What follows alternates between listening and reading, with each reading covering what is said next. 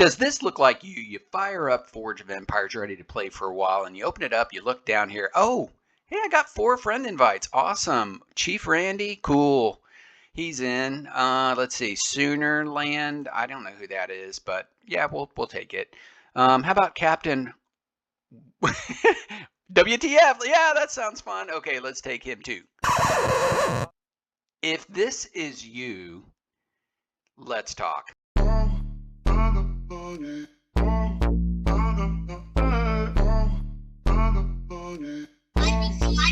Greetings and salutations, it's Bardo coming at you here with the next episode. Thank you so much for joining me. I want to tell you, it has been so much fun putting these videos together.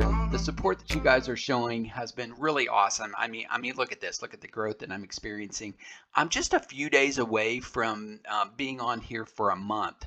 And you might notice I'm just a few folks shy of 200 subscribers. So if you could help me get over that 200 mark, that would be super awesome. Okay, before we get into this, the main content today, I did want to talk about a few things going on with Forge of Empires. Okay, if you're like me, you've probably been looking at this screen quite a bit over the last few days. But the St. Patrick's Day event, I mean, we are in full swing on it. I don't know why, but I do kind of like this event.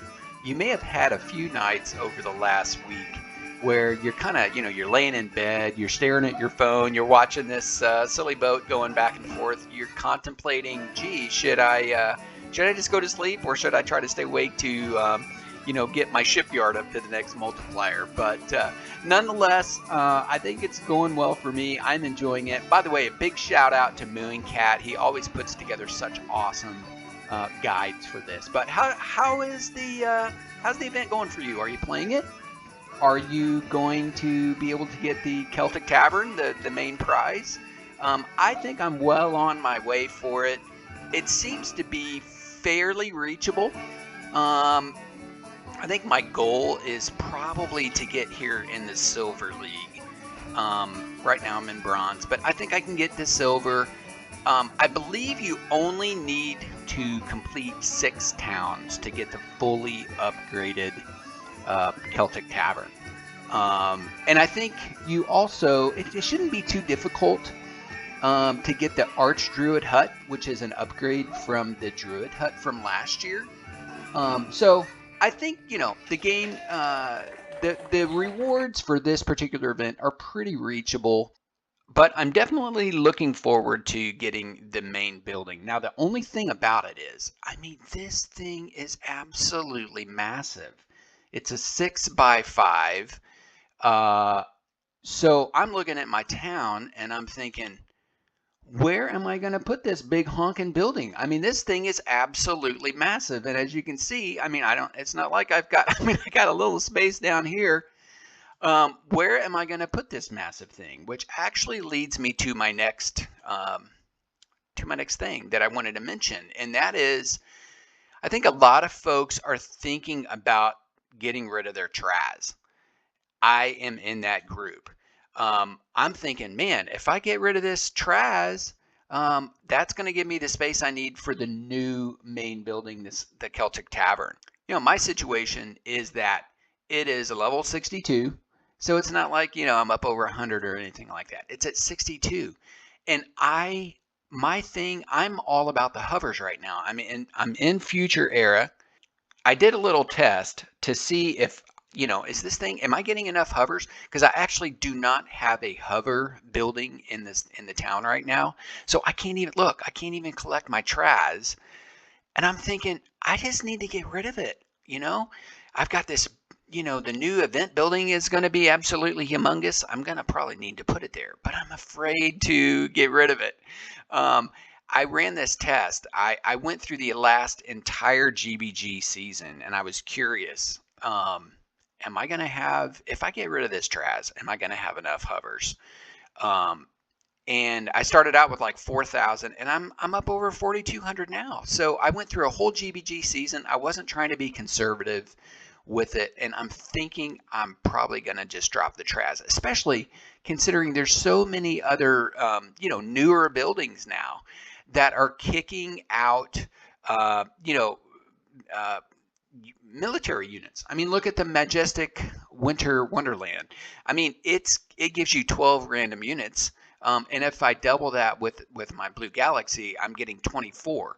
So I feel like between the rewards I'm getting from GBG and these new buildings, I'm getting enough military units. I'm getting enough hover. So I don't know. What are your thoughts on that? Are you thinking about getting rid of the Traz? Obviously, I think I'm in good shape for the short term, but long term, what is this going to mean long term? I'm thinking I want to stay in future for at least a year. So I'm only concerned about leveling, aging up and not having enough troops later on down the road. So what do you think about that? Are you in a similar boat? What is your advice? I would love to hear it. I also want to give the hot tip of the week.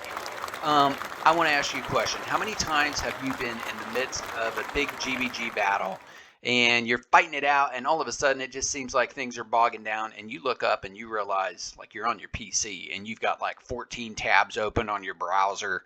You may have a couple of different programs open and you're like, oh man. So, hey, just a reminder, this is something I have come across several times.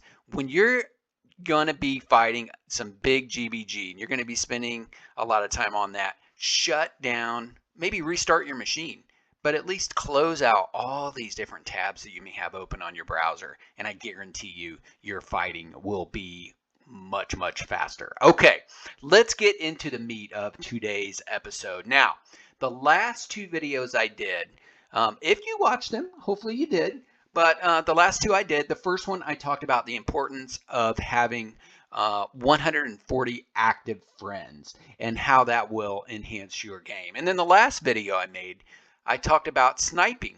What is sniping?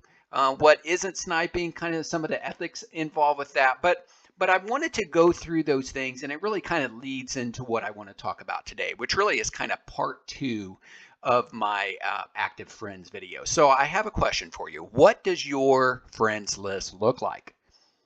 I mean, what is it? What does it consist of? Is it a hodgepodge of chaos? Players that you're just not real sure why they're on there. You're not real sure why they're your friends. Is it a bunch of inactive players? Is it players that you don't really engage with in any way? Is your friends list completely disorganized? I go about approaching this with what I call the 30 to 110 model. As you can see on the screen, this is kind of how this breaks down. Now, of the 140 people on my friends list, the first 1 through 30 are what I consider kind of relational friends.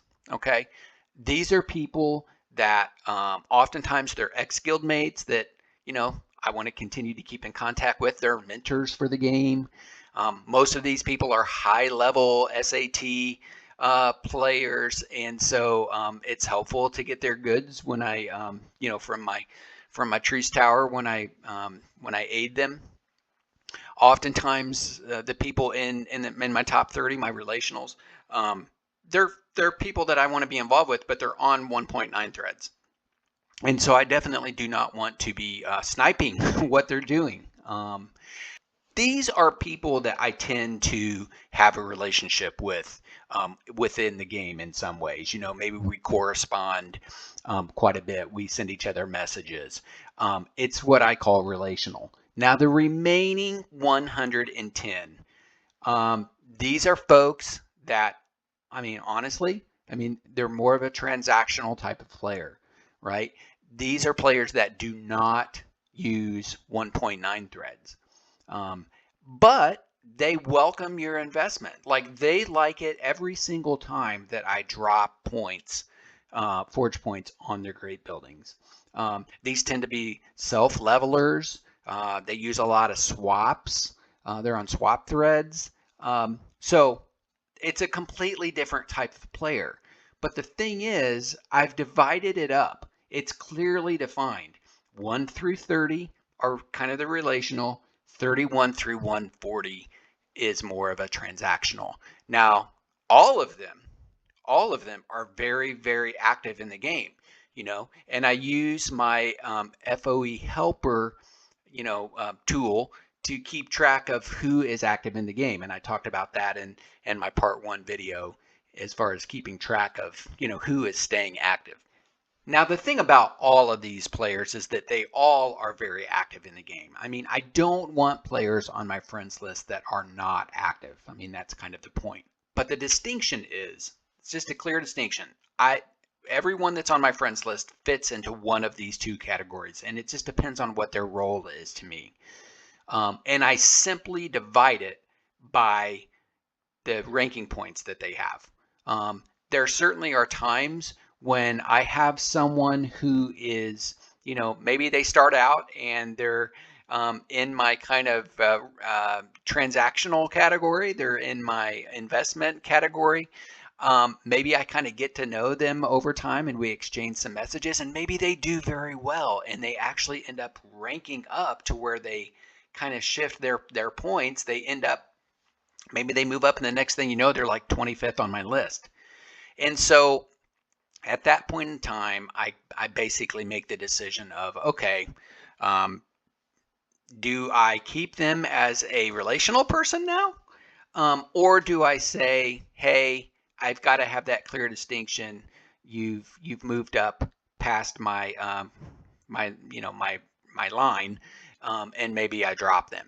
So that's one of the things that's tough about this. But otherwise, this model, the reason why I like it is it just provides a lot of clarity for the roles for each player. I'm never confused about whether I need to post on someone's GB or not. As I'm going through and I'm making investments, and yes, many people would call that sniping. We talked about that in the last video.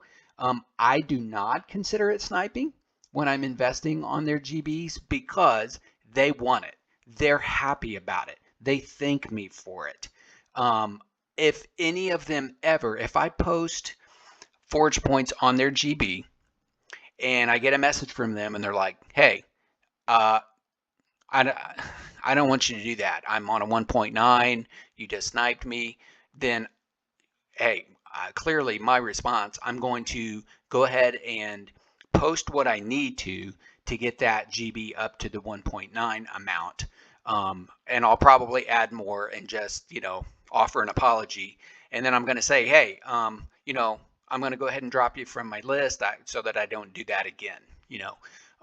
That doesn't happen very often because, again, the players that are from 30 to 140, they welcome my Forge points. All that is to say, when I'm approaching, my daily playing of the game, I'm never confused about whether there's someone that would welcome me to post on their GB or not. It also helps me to kind of decide, when if I do get friend invites, whether or not to accept them or not. Because what do? I mean, I look at them. Usually my friends list is full, so I don't take them. But if I've recently had to drop a few folks and I have some openings, then the friend invites that I get, I'm going to look them up on FoE scoreboard and see if they're active. I'm going to check out their great building history and see, okay, are these people self-levelers? Are they participating in 1.9s? And if they're active and they would be below the ranking points, again, for me, it's 160 million, then maybe they would be a good friend for me. So it helps me to have some clarity of whether to accept their friend invites.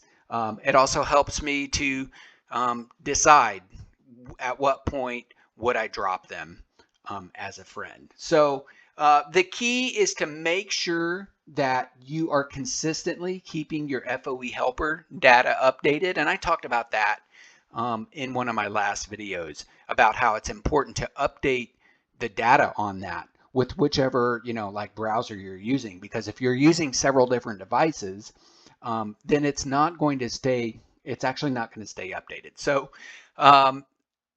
that is what I call my 30 to 110 method. I've talked about it a few times in recent weeks, but that's what it looks like. Do you use a similar method? Do you use something totally different?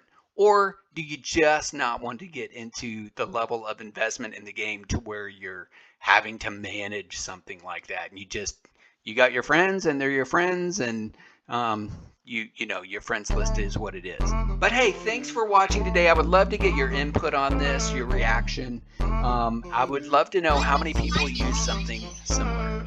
Please hit that like and subscribe, and we'll see y'all next time. Thanks so much.